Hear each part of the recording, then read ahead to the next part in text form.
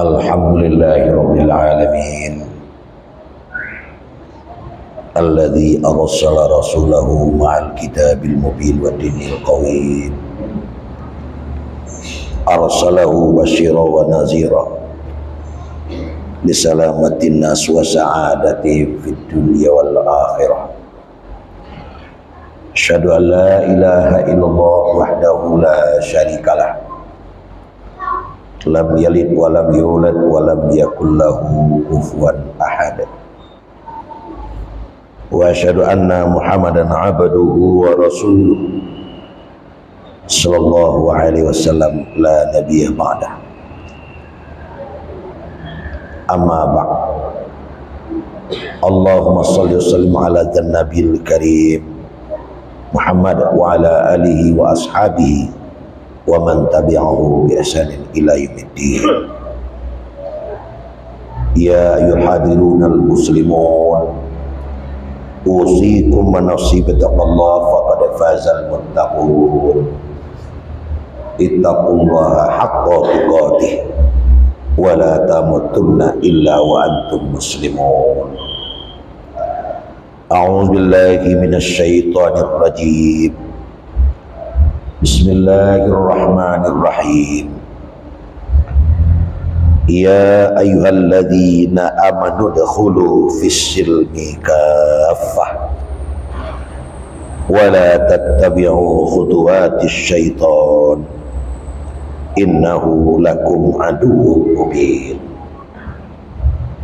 Fa in zalaltum min ba'di ma ja'atuhumul bayyinat fa'lamu annallaha azizun hakim. Sadaqallahul azim. Kaum muslimin, bapak saudara, sedang Jumat yang dirahmati Allah. Di dalam kehidupan sehari-hari selaku seorang muslim beriman, agaknya masih kita lihat ada teman dan saudara kita, apabila kita anggap bahwa yang bersangkutan tidak mengacuh atau tidak acuh dengan agama, sebenarnya tidak pula. Tapi sebaliknya, apabila kita anggap dia adalah mempedulikan agama, kelihatannya kurang tergambar pula dari pola kehidupannya. Mereka masih merasa berkepentingan dan tidak rela jika ada di antara keluarganya yang meninggal dunia umpamanya. Dia tidak rela kalau keluarganya itu langsung dikuburkan begitu saja. Tapi tetap dia sangat berkepentingan dan merasa berdosa, sehingga dia tetap dimandikan, tetap dikafani, tetap disolatkan. Bahkan setelah dikuburkan, maka keluarga tersebut juga saling berdoa dengan khusyuknya kepada Allah, kiranya almarhum atau almarhumah diampuni segala dosanya, diterima segala amal ibadahnya, dan yang ditinggalkan berada dalam keadaan tabah dan sabar. Tapi tidak selang beberapa hari setelah itu, tidak lagi tergambar dari kehidupannya perilaku beragama. Bahkan tidak jarang justru yang bersangkutan tidak lagi ke masjid, tidak lagi sholat, bahkan seolah-olah tergambar tidak mengacuhkan agama. Nah, kaum muslimin yang terhormat, kenapa ini bisa terjadi di tengah-tengah kehidupan? Bahkan kadangkala masih terdengar di telinga kita, kalau yang bersangkutan itu berprofesi sebagai seorang yang hidup di pasar umpamanya, mungkin berdagang dan sebagainya, kemudian ada teman yang sangat peduli, setia kawan, suka beramar ma'ruf dan bernahi munkar. Kalau ada teman yang terlupa, dia senang mengingatkan teman itu. Kalau ada yang tertidur, dia senang untuk membangunkan. Maka keluarlah dari mulutnya dengan kalimat bijak untuk mengingatkan yang bersangkutan. Tapi bukan hanya menerima dengan legowo, dengan redha, malah terungkap dari mulutnya. Ini adalah pasar. Kalau ingin berkhutbah, silakan di masjid. Ada ungkapan yang seperti itu. Pertanyaannya adalah, apakah dia beranggapan bahwa beragama itu hanya dalam masjid? Beragama itu hanya di waktu kita sholat, sujud dan rukuk di masjid. Tetapi apabila kita berada di pasar, kita berada di jalan, atau di tempat kerja, boleh bebas bekerja begitu saja. Kata-kata tidak perlu dijaga, mau menipu, menepok dan sebagainya bebas saja. Ya tidak begitu. Karena menurut tuntunan, beragama itu adalah di segala tempat. Karena agama mengatur perilaku manusia agar manusia tetap bertahan pada prinsip kemanusiaan itu di mana dan kapan saja. Makanya ajaran agama itu mengatur segalanya. Mulai pada hal yang besar, bermasyarakat, bernegara, berbangsa, bahkan sampai kepada hal yang sangat privat sekalipun. Itu digerogoti oleh agama agar kita berada pada hamba-hamba yang teratur. Bahkan masuk WC, toilet sekalipun, itu agama ikut mengintervensi agar benar cara buang air kita. Nah, kaum muslimin, mungkin jawaban yang paling pas adalah bahwa yang bersangkutan kurang ilmu atau belum memahami. Apabila kita kaji dan kita telusuri literatur, maka kita akan menemukan bahwa setidak-tidaknya Islam datang ke tengah-tengah kehidupan umat manusia kita semua. Itu ada 5 tujuan. Pertama, Islam itu adalah bertujuan untuk hifzul din, hifzul aqidah, untuk memelihara akidah, untuk membenarkan, membetulkan bagaimana sebaiknya seorang hamba, seorang manusia berhubungan dengan Allah Sang Pencipta. Nah, kaum muslimin, menyembah sesuatu atau berakidah itu adalah fitrah manusia. Maka pada awalnya manusia banyak menyembah atau berakidah yang tidak benar. Karena belum ada tuntunan dan arahan, maka manusia cenderung menyembah sesuatu yang menurut pendapatnya memberikan konstruksi besar terhadap kehidupannya. Maka yang tinggal di tepi sungai, Sungai Nil umpamanya, karena sehari-hari hidupnya tergantung kepada Sungai Nil, memberikan rezeki mulai dari kecil sampai tua, hidupnya tergantung kepada Sungai Nil, sehingga dia punya perasaan khusus kepada Sungai Nil. Pada gilirannya menyembah sungai itu. Yang tinggal di tepi hutan, karena hidupnya tergantung kepada hutan, mungkin memanfaatkan binatangnya dan buah-buahnya itu berketurunan beranak pinak, sehingga pada akhirnya dia memiliki perhatian khusus, perasaan khusus kepada hutan itu. Akhirnya dia menyembah hutan. Ini termasuk kepercayaan purbakala nenek moyang kita yang kita sebut dengan animisme, dinamisme. Akhirnya ada yang tinggal di gunung, karena gunung terus meletus memberikan rasa tersendiri kepada mereka. Akhirnya dia menyembah gunung, menyembah matahari dan sebagainya. Akhirnya datang Islam. Makanya syahadat kita, asyhadu an la ilaha illallah wa asyhadu anna Muhammadar Rasulullah. Tidak ada yang patut disembah, tidak gunung, tidak sungai, tidak batu besar, tidak roh nenek moyang, illallah, kecuali Allah. Itulah yang melatar belakangi syahadat kita, bunyinya begitu. Islam datang meluruskan akidah. Itu yang pertama. Apabila kita sudah lurus akidah, kaum muslimin yang terhormat, sebenarnya sampai detik ini, di tengah-tengah kehidupan kita di negeri ini, di ranah Minang ini, di Sumatera Barat ini, bahkan sampai kepada negeri-negeri tetangga, mungkin ada yang kita merasa dari luar Sumatera Barat, itu masih dirasakan. adanya kita masih menemukan sesajian. Kenapa ada sesajian? Karena ada perasaan khusus kepada satu tempat, bahwa di sana ada makhluk halus atau orang yang menghuni tempat itu. Kemudian dia marah, dan agar dia tidak marah, agar tidak terjadi gempa bumi, agar tidak terjadi banjir, diberikanlah sesajian. Kenapa gunanya sesajian diberikan? Untuk memberikan kebahagiaan kepada roh itu, kepada sesuatu itu. Itu masih ada sampai hari ini. Itu adalah sisa-sisa kepercayaan lama yang kita masih ada melihat di mana-mana. Nah, Islam datang, la ilaha illallah, tidak ada yang patut ditakuti, tidak ada yang patut disembah kecuali hanyalah Allah Subhanahu wa taala. Jadi nampak betul bahwa Islam datang meluruskan akidah, yang mana akidah itu bukan hanya di masjid, tapi juga di pasar, tapi juga di jalan, dan di mana saja. Itu yang pertama. Kemudian yang kedua, Islam itu adalah hifzun nafsi, menjaga jiwa. Menjaga jiwa, jangan sampai ada yang saling membunuh. Kaum muslimin, kalaulah tidak lantaran Islam, maka setiap hari akan terjadi pembunuhan antar kita. Kenapa demikian?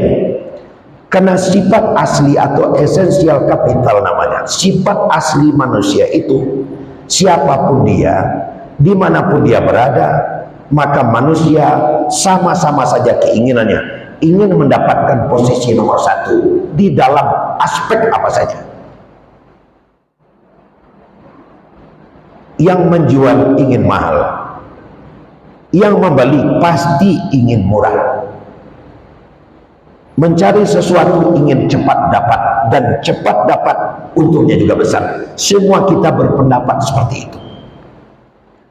Umpamanya kita ambil contoh lagi di pasar, itu ada kedai, ada toko, mesti ada perebutan untuk mendapatkan tempat yang strategis.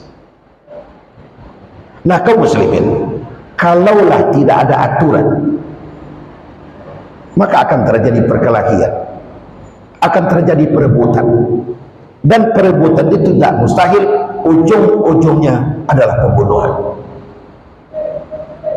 Dalam sisi kehidupan apa saja, sebut sajalah umpamanya bertanding olahraga, 1 lawan 1, timbal balik pasti berniat untuk menundukkan lawan. Kalau dapat 1 kali pukul saja pingsan, bahkan kalau dapat mati. Maka agama mendatangkan aturan, tidak boleh membunuh. Sedangkan agama sudah ada, tadi sudah disampaikan, hampir setiap hari, setiap minggu ada saja pembunuhan. Tidak saja antar orang yang tidak kenal, bahkan di internal keluarga sendiri. Anak membunuh orang tua, kakak membunuh adik, mama membunuh keponakan, dan sebagainya. Kenapa itu terjadi? Di antara judulnya adalah ingin mendapatkan tempat yang nomor 1. Nah, kaum muslimin, agama datang menghentikan itu, bahwa qatlun nafsi, membunuh adalah dosa besar dan kekal di dalam neraka. Itu tujuan yang kedua. Yang ketiga, hifzul akli. Agama datang adalah untuk menuntun akal. Sementara ada yang bertanya, ada apa akal perlu dituntut? Nah, kaum muslimin, akal adalah sesuatu yang diberikan oleh Allah hanya kepada manusia, dan kekuatannya amat dahsyat. Kalau ada satu pertanyaan, siapakah atau apakah, di manakah makhluk yang terbuas? Sebenarnya makhluk yang terbuas itu bukan harimau, bukan singa, tapi yang paling buas adalah manusia. Kenapa dikatakan manusia paling buas? Harimau kurang buasnya, karena 1 ekor kambing sudah buat harimau jadi kenyang. Dan harimau akan tidur. 80% hidup harimau tidur. Dia akan bangun setelah perutnya lapar. Sehingga harimau hanya bangun, hanya mencuri ketika lapar. Tapi manusia dalam keadaan kenyang pun dia akan mencuri. Bahkan sebelum pergi maling dia makan kenyang dulu. Manusia lebih puas. Sejahat-jahat kambing, kambing jantan tidak pernah jatuh cinta sama kambing jantan.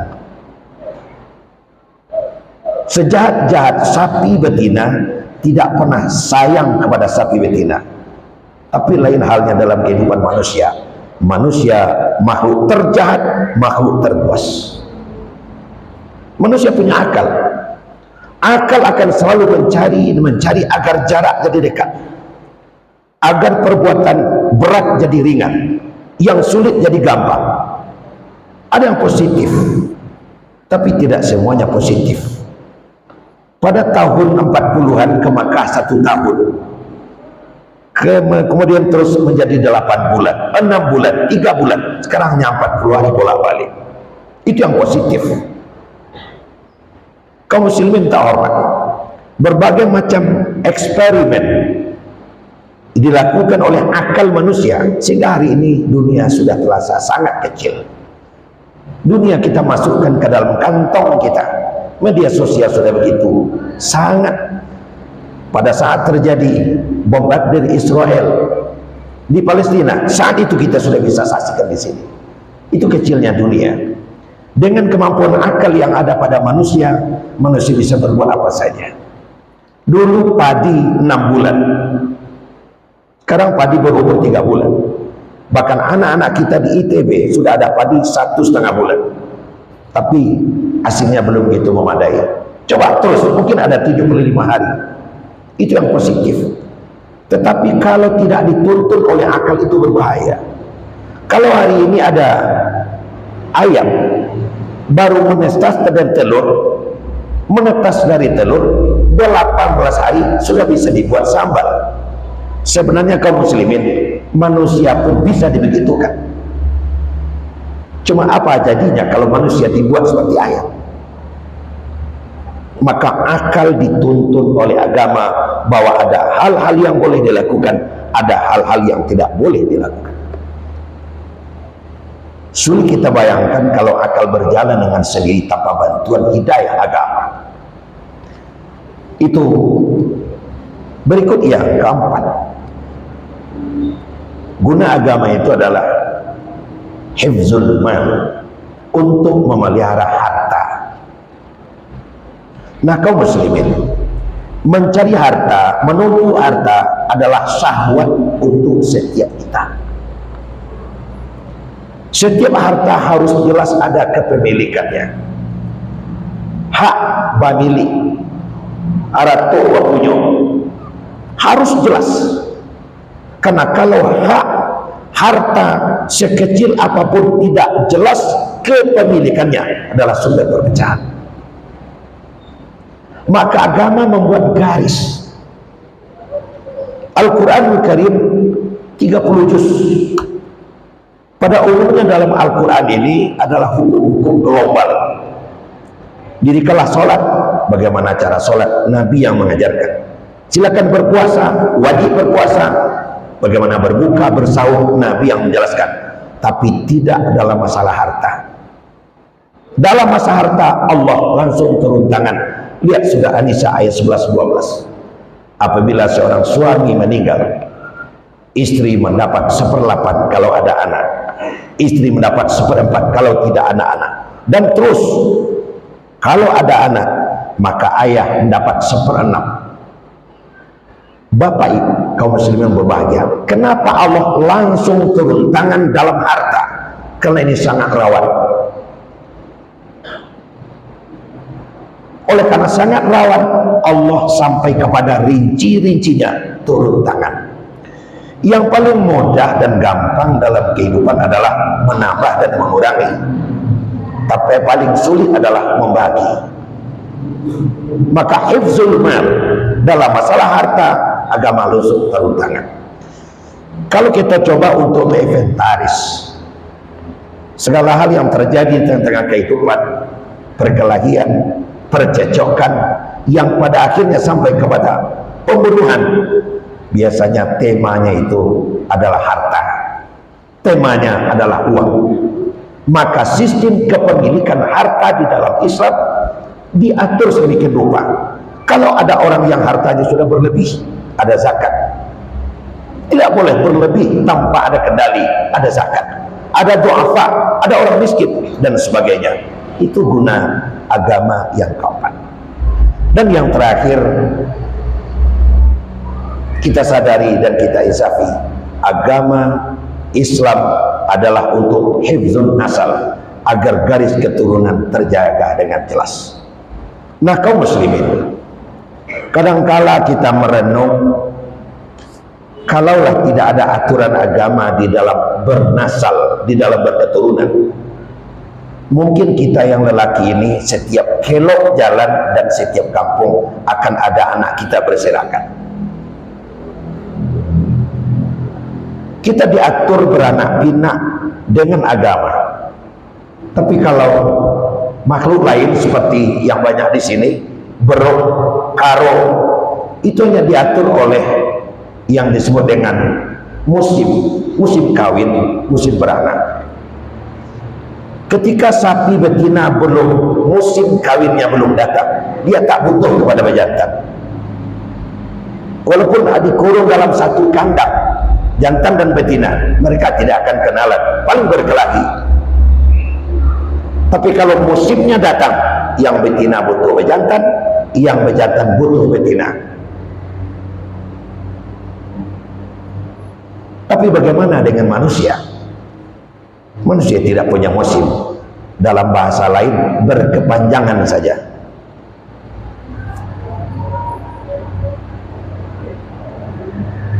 Bahkan kaum muslimin, ada jenis burung yang hari ini sangat semarak dan marak dipelihara, burung layang-layang. Dia hidup punya pasangan, dan pasangan itu tidak akan pernah ditukar seumur hidupnya. Kalau pasangannya meninggal, dia rela hidup menjanda sampai mati. Lalu kita bertanya dengan pertanyaan yang tidak perlu dijawab, bagaimana dalam kehidupan manusia?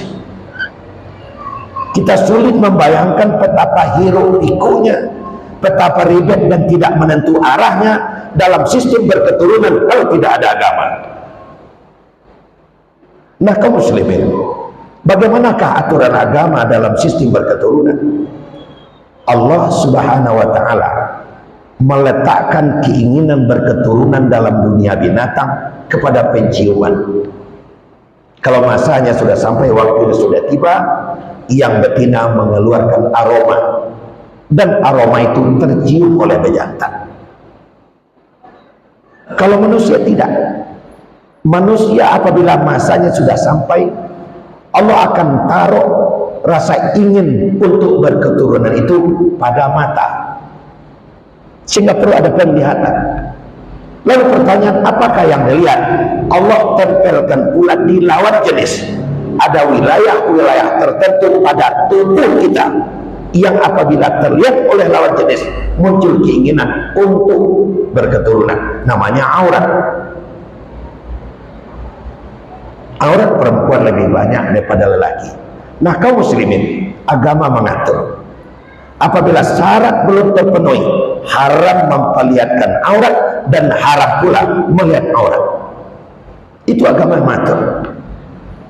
Coba kaum muslimin, kalaulah tidak ada aturan, memperlihatkan aurat bebas, melihat aurat bebas, bagaimana jadinya kehidupan kita? Lalu kapan aurat boleh diperlihatkan? Dan kapan boleh aurat dilihat?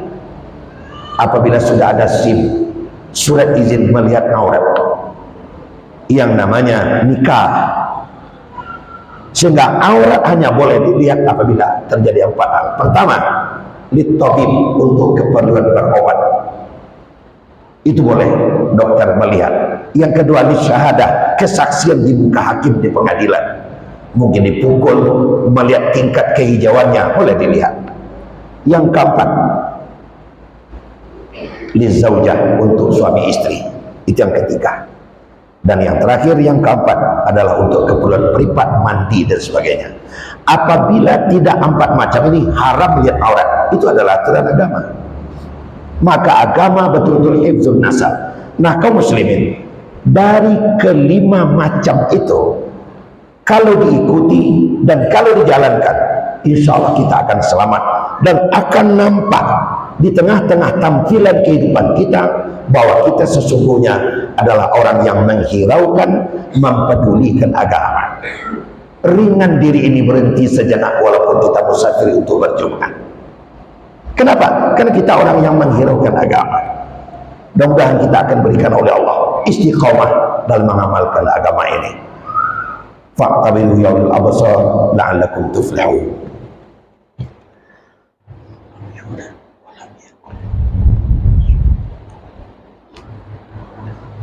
Alhamdulillahirabbil alamin alladzi arsala rasulahu bil huda wa dinil haqq liyuzhiru 'ala dini kullih wa kafa billahi syahida. Asyhadu an la ilaha illallah wahdahu la syarikalah wa asyhadu anna Muhammadan abduhu wa rasuluh la nabiyya ba'dah. Allahumma shalli wa sallim ala nabiyil karim Muhammad wa ala alihi wa ashabihi wa man tabi'ahu bi ihsanin ila yaumiddin. Amma ba'd, ya ayuhan nas ittaqullaha tuqatih wa la tamutunna illa wa antum muslimun. A'udzu billahi minasyaitonir rajim. Bismillahirrahmanirrahim. Qul huwallahu ahad, Allahus samad, lam yalid wa lam yulad wa lam yakul lahu kufuwan ahad. Innallaha wa malaikatahu yusholluna 'alan nabi ya ayyuhalladzina amanu shallu 'alaihi wa sallimu taslima. Allahumma shalli 'ala Muhammad wa 'ala Muhammad kama shallaita 'ala Ibrahim wa 'ala ali Ibrahim wa barik 'ala Muhammad wa 'ala Muhammad kama barakta 'ala Ibrahim wa 'ala ali Ibrahim fil 'alamin innaka Hamidum Majid. Allahumma fil mu'minina wal mu'minat wal muslimina wal muslimat al ahya'i minhum wal amwat. Rabbana zalamna anfusana wa illam taghfir lana wa tarhamna lanakunanna minal khasirin. Rabbana hab lana min azwajina wa dzurriyyatina qurrata a'yun waj'alna lil muttaqina imama. Allahumma fir lana dzunubana wa liwalidina warhamhum kama rabbawna shighara. Rabbana atina fid dunya hasanah wa fil akhirati hasanah wa qina azabannar. Amin amin ya rabbal alamin walhamdulillahi rabbil alamin.